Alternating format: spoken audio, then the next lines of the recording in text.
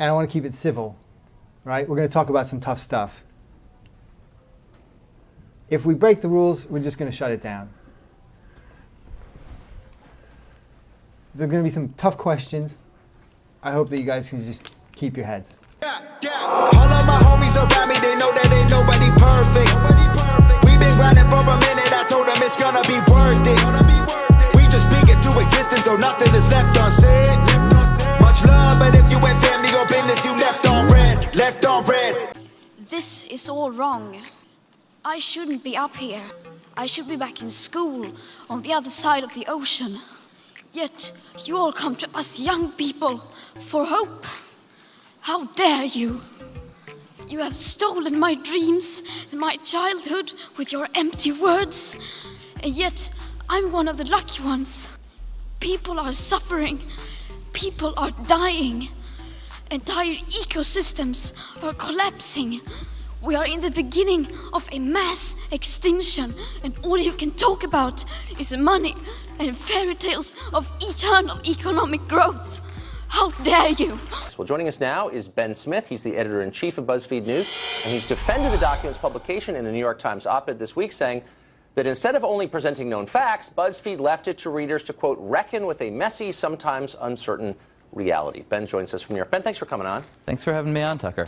So I know you've taken a lot of flack for this. Let me just ask the obvious question, which is, let's say I had an unverified document given to me by one of your enemies claiming that you had committed a sex crime. And let's say that document was in the hands of law enforcement, but they had not pressed charges against you. Let's say I had no evidence at all that it was true, but I did know that releasing it would gravely damage your reputation.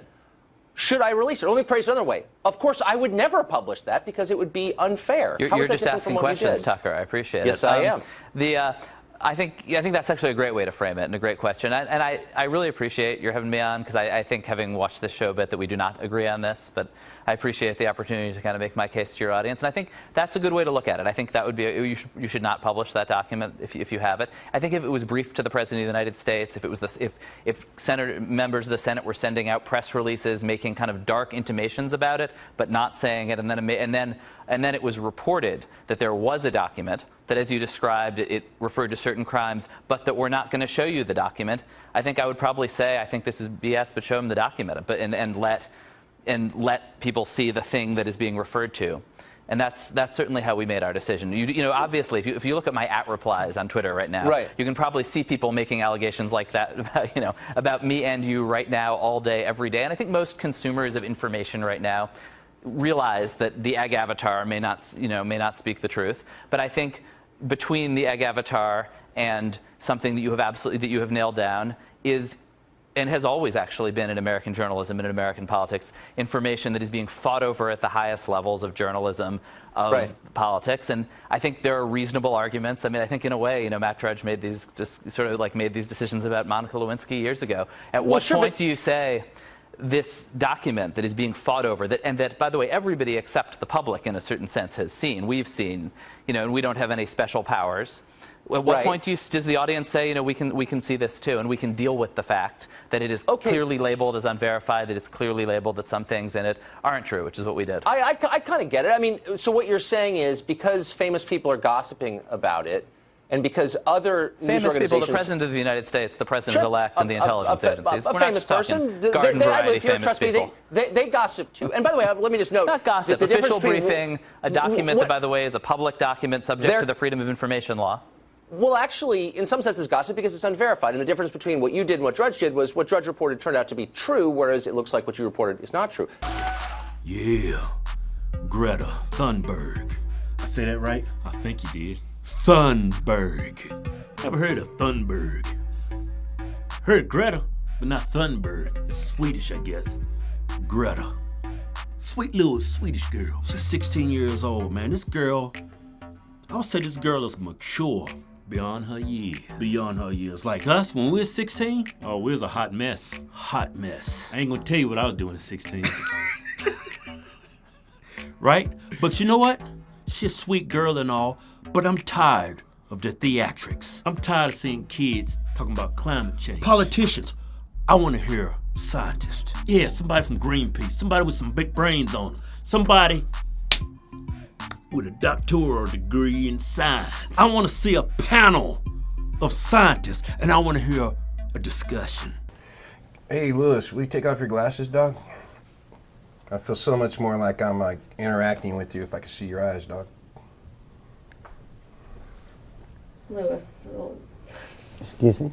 so, No. okay. You know where Luis he doesn't want to take off the glasses. No, why not, man? All right, that's cool. I'll tell you what, man. When you take your glasses off in about 15 minutes, I'll understand. What do you think of Rob?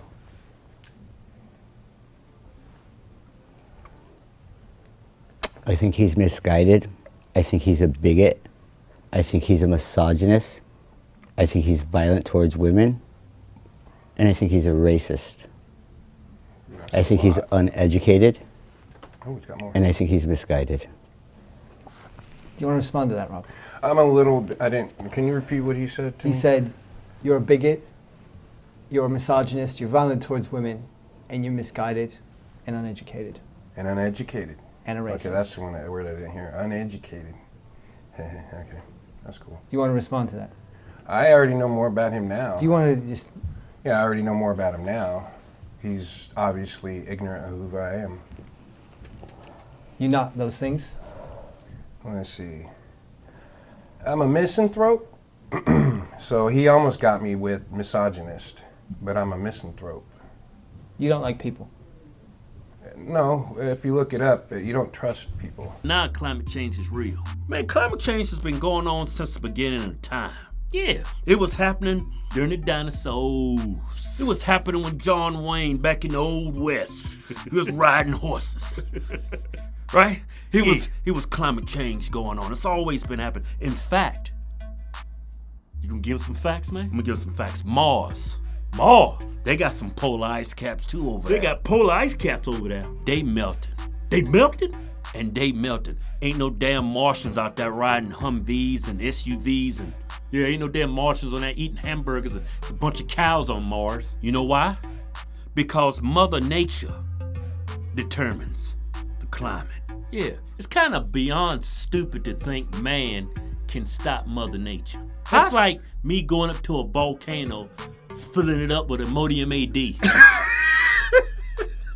With cement and thinking that's gonna fix it. No, what's gonna happen is if you do stop up that volcano, all that pressure's gonna build up over time. Instead of having a normal eruption, half the earth is gonna explode. It's gonna turn into a big festering zit. But let me just ask this. This is not without precedent, as you're suggesting. We hear stuff like this all the time. 8 years ago, there was some guy in Chicago who claimed to have committed creepy and illegal acts with then-Senator I Barack remember Obama. that guy. Exactly right. And he went and filed a sworn statement with the police department. Law enforcement was Larry involved. Sinclair, I believe, That's right? That's exactly right. Yes. And most of us chose not to repeat those charges because we didn't want to amplify them, because we didn't know if they were true. And by repeating them, we would do grave damage to a man's reputation, in this case Obama, who I'd never liked. But I just thought it was unfair to report that. I think that you is just don't like Trump. That's I think the difference. those early Obama allegations, that he was a Muslim, that this particularly crazy thing you refer to, and then later the questions about his birth certificate, they aren't exactly the same, right? Because they weren't secret. They were out there. In some way, like, people were already hearing them. So it's not a secret document, but in a way it is an analogy, I think, because I think for reporters who come from, a traditional newspaper background, I think like both of us, the instinct is what you just said. Don't go spreading, that if somebody hasn't heard this before, why would you tell them? I think we've moved into a different moment when what I found when I was covering Iowa in 2007, 2008, was that all the voters had heard this stuff. Whether it was on the internet or on talk radio or somewhere else, that we were being too squeamish to refer to, and that my decision around things like the Larry Sinclair thing was to write about it, was to say this seems totally insane, and here are a bunch of reasons to think it's insane, but I'm not going to do the clean hands thing of saying I won't touch it. And I think that was appropriate with the Muslim stuff. I think it was appropriate when Donald Trump started talking about the birth certificate, that the media didn't say we're going to cut that portion of what he said because it's crazy. They said, and here's all the reasons it's nonsense, but we are in fact going to restate the claim. I don't think that's an exact parallel, but I do think we're living in this world where there's tons of unverified information, where we have to figure out ways to help our audience navigate and reckon with that rather than just to ignore it. But, I mean, just in point of fact, I don't think I'm going to convince you, you didn't actually help them navigate it. You just printed it and said, it may or may not be true, here it is. But here's what bothers me about your explanation, okay? I think you make some smart points. I'm for openness. I'm for transparency. But by setting yourself up as a champion of press freedom, you're being slightly disingenuous because there is a political component here. And I want to refer you to something from BuzzFeed's editorial standard, which is online, and I read it. And here's what it said, and I'm quoting. We firmly believe that for a number of issues, including civil rights, anti-racism, LGBT equality, there are not two sides.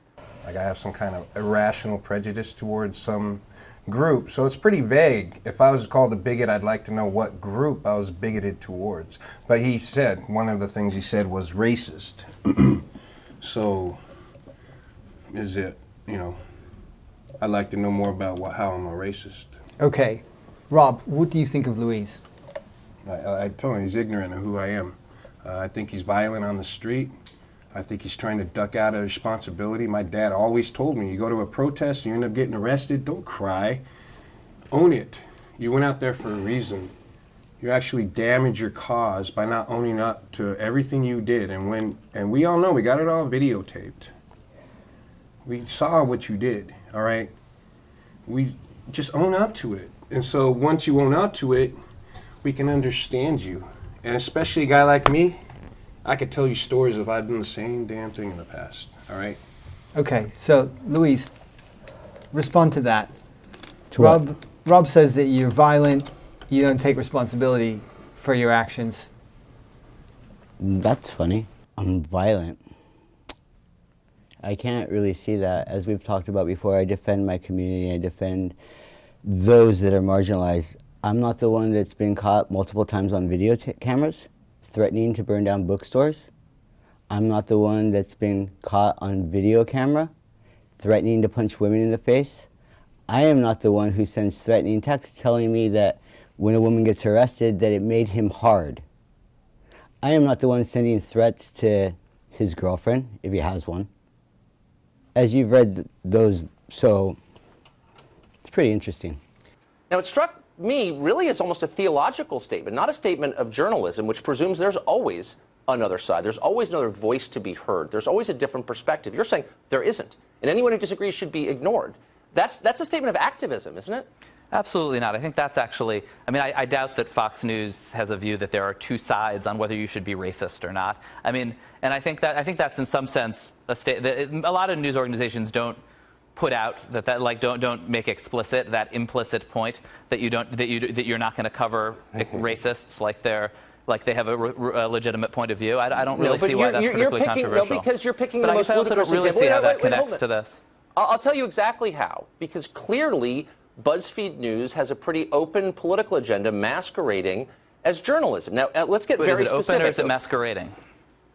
Well, it is open and obvious to those of us who care to pay attention. I think you are hiding behind what appear to be journalistic standards when, in fact, they're political imperatives. And I'll give you a great example. So the day the Supreme Court ruled on gay marriage, so it was June of 2015, you wrote this, and I'm quoting, "The Supreme Court ruling today, astonishing to me as much as we all knew it was coming, marks the end, more or less, of a story that has helped define BuzzFeed as we've grown," and I'm quoting, "and one that we should be proud of playing a big part in." That sounds like a press release from a political action committee. It doesn't sound like something a journalist would write. We can't even predict the weather 3 days from now. How you know the world gonna end in 12 years? Hey, what does Greta know that I don't know? Instead of reading this poetry, yeah, what'd she say? It was a script, man. Somebody wrote that for her. I was like, poetry, girl cry, girl can act. That girl needs an Emmy. Y'all need to put her in some TV shows out here. Yeah, man. She's a pretty good actor, man, for 16. Yeah, and all the money you make, you donate it. Yeah. To climate change. You might as well just take that money and throw it in the garbage disposal, because that's what you're doing. You still haven't proven to most Americans that you can stop climate change, that man is actually causing the climate to change. Yeah. We don't deny climate change is real. Yeah. But I want to hear some scientists. Yeah, I'm tired of listening to little kids. I'm tired of listening to politicians. I want to hear this from a scientist. Where they at? Yeah.